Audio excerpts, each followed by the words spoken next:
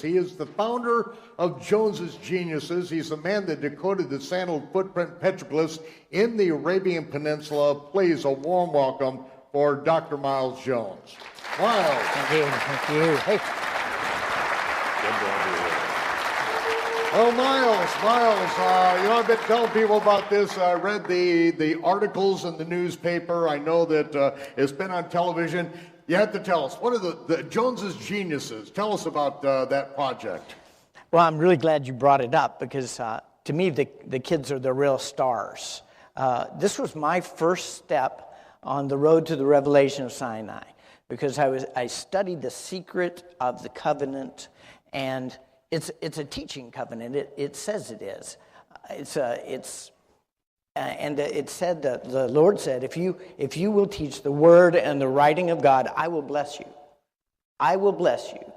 And teach it to your children. I will fill you. Those who answer the call from Sinai will be filled with the Spirit of God, with wisdom, with understanding, and skill in learning. And this was repeated again, the same blessing in Daniel 1:7. That's Exodus 35:31 for the Exodus blessing. Same blessing in Daniel for Daniel and his cohort who went up to the Chaldean palace to learn the word and the writing of God. And when the king examined them, he found them to be 10 times, that's 10 times better than the wisest men in his kingdom. Now, I don't know about you, but that sounds ridiculous to me.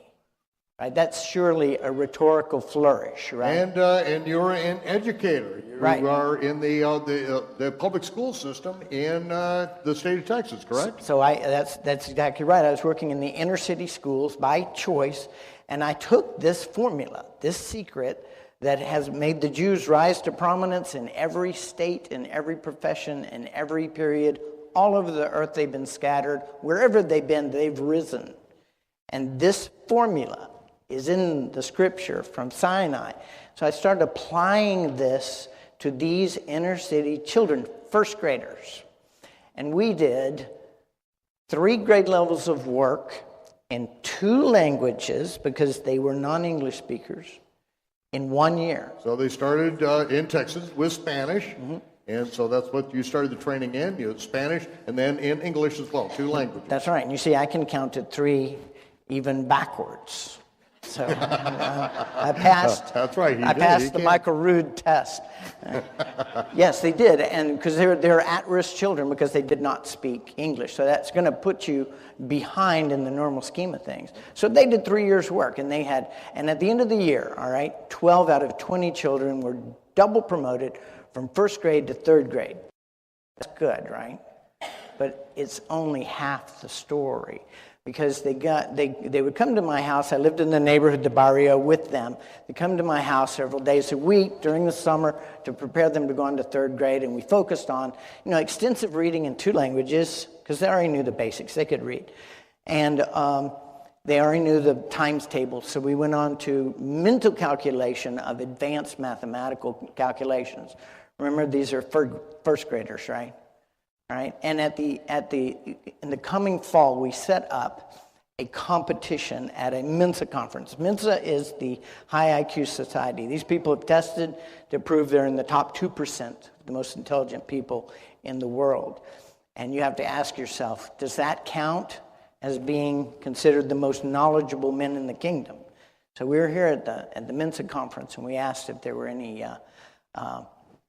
people with advanced degrees, and there were 3 PhDs. So we asked them to come up and serve on the team for the MENSAs, and we gave them electronic calculators, and they competed against the elementary school children, these Hispanic children. It was all in English, remember. These kids didn't know English a year ago.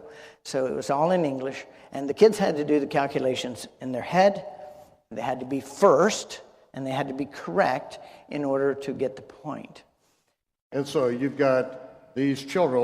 What grades are they in now? Well, they're in the first semester of second grade now. Okay. And now you're putting them up doing the advanced mathematical calculations in their head against certified MENSA Society geniuses with calculators. In their hands. Now, the kids did not have calculators. We were doing a competition calculating powers and roots.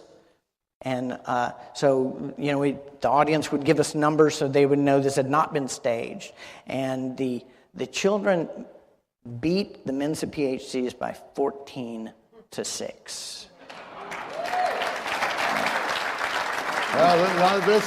This is what hit the papers. This is what I was looking at in the Dallas News. It was on television, so this is not something that was done in a corner. I mean, you're making some waves there. And we've done it since. They've never been beaten. It could happen, and it's very close. It was very exciting, and I had no idea what would happen. I had no idea if they could do this or not. But they really nailed it. And it just shows you the incredible potential that Yahweh has given each one of us and our children that we're typically throwing out the window every day, when we're not challenging them. This is part of the formula. If whatever I can tell you, go into a school, if there are no books above grade level, there are no children reading above grade level. Where would they get it? You have to provide for them to get ahead and lead ahead and let them go ahead, and generally we hold them back. So this is a blessing that came straight from Sinai. It was the first big secret that I figured out.